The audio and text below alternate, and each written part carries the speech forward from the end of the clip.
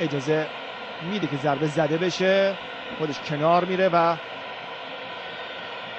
دیگه باید ضربه رو بزنن. بختیار میزنه روی زمین و واکنش بسیار عالی و توی دروازه. گل مساوی برای تراکتور سازی. تو به زیر تاق دروازه برخورد میکنه و ایران پوریان در برگشت توپ رو درون دروازه جای میده.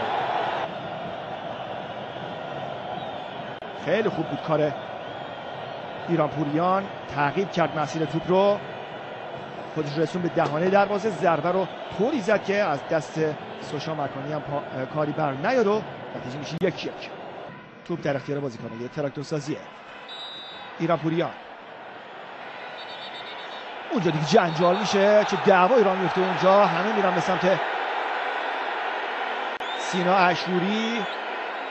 حالا دیگه کاملا از کنترل داورم خارج شده این صحنه. یه نارنجک که میزنن به نیمکت تیم تراکتور سازی تبریز. واقعا اسفبار این کارها، دیگه کاملا روحیه ورزشی رو تماشاگر رو کنار گذاشتن و حرکت‌های زشتی رو انجام میدن به سمت نیمکت تیم تراکتور سازی تبریز. این کار رو دارن انجام میدن.